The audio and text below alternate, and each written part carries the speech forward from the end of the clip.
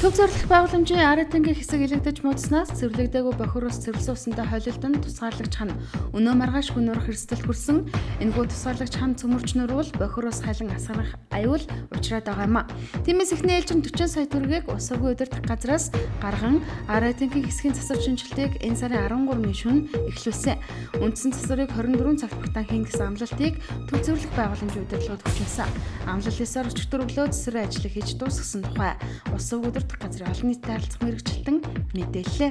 Монгол Улсын ерөнхийлөгч Элбэг Дорж Европын парламентын ерөнхийлөгч Мартин Шульц урилгаар 6 сарын 8-наас 10-ны өдрүүдэд Европын парламентод албан ёсны ажилт хийгээд өнгөрсөн баасан гарагт их оронд арчээ. Европын парламент нь Францын Страсбург хотноо байрладаг Европын холбооны гишүүн 28 орноос сонгогдсон 751 гишүүнтэй хууль тогтоох дээд байгууллага юм а. Энэ альчлал үеэр Монгол Улсын ерөнхийлөгч Захаагийн Элбэг Дорж Европарламентын эндэр дээрээс үгэллээ. Ингэснээр энэхүү хүндэтгэлийг хүлээсэн Азийн 3 дахь улс төрж болж байгаа юм.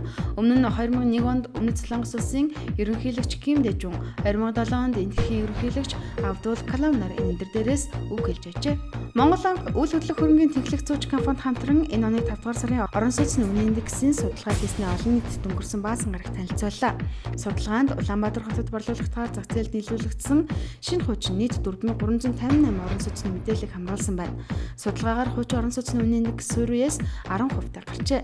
Энэ нь өмнөх сараас 0.6%-аар, оны их үеэс 5.3%, өнгөрсөн оны үеэс 9.8%-аар буурсан үзүүлэлт юм а. Тодорхойлбол өнгөрсөн 5 дугаар сард 2 өрөө хуучин орон сууц 94 сая 300 мянган төгрөгийн үнэтэй байгаа нь өнгөрсөн оны мөн үетэй харьцуулахад 6.2% буурсан үзүүлэлт юм а. Нийслэлийн налахт дүүрэгт хот байгуулах болж хотын захирагчийг оршин суугчдын сонгож авахарлсан. Өмнө нь улсын хурл болон нийслэл аймаг дүүргийн иргэдийн төлөөлөгчдийн хуралд ерөнхийлөгчийг иргэд шууд сонгодог байсан бол энэ удаад анх удаага хотын захирагчийг иргэд шууд сонгодог болж байгаараа энэхүү сонгуул онцлог юм а. Улмаар өчигдөр 7 цагаас 22 цагийн хооронд налахт дүүргийн захирагчийн сонгуул боллоо. Энэ захирагчийн сонгуульд 8 нэр дэвшигч үргэлжилсэн юм.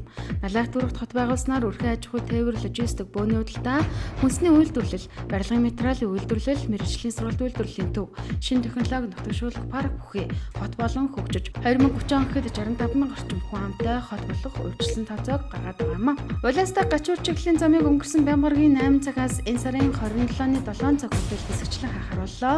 Учир нь 11 км авто замын өргөтгөл шинжилгээ ажлын хүрээнд 1 м-ийн диаметртэй төмөр бетон дугуйн хоолойн ажил шинээр хийгдэ холбогдуулж инх 160 м урттай замыг хаажээ. Мөн энэхүү хэсэгчлэн хаасан замаас цааших хэсгийг энэ сарын 15-ны 23 цагаас 29-ны 7 цаг хүртэл хэсэгчлэн хааж замбарлага ажил хийхээр болсон гэнэ.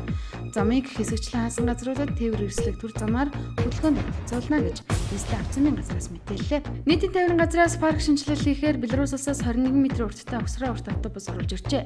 120 хүний багтаамжтай энэхүү автобусыг энэ сарын 1-ээс хөдөлгөөнд оролцуулахаар төлөвлөж байсан ч төв замд хийгдэж байгаа зам засрын ажлаас шалтгаалan эх 8 дугаар сарын 15-ны хүртэл хойшлуулсан байна. Нийтийн тээврийн газар болон нийслэлийн хөрөнгө оруулалтын газраас 2015 онд нийтийн тээвэрт парк шинжилэлт хийж угсраа их түнд багтаамжийн автобуснууд хөдөлгөөн авахд 20 тэрбум орчим төгрөг зарцуулахаар төсөв батлуулжээ. Үүнээс угсраа автобусанд 8 тэрбум төгрөг зарцуулсан байна. Тодорхойлон хэлэхэд нэг угсраа автобусны үнэ нь 400 орчим сая төгрөг гинэ. Энэ жилдээ 20 угсраа автобус худалдаа авахаас одоогоор 10 автобусыг ийхүү оруулж ирээд байгаа юм а.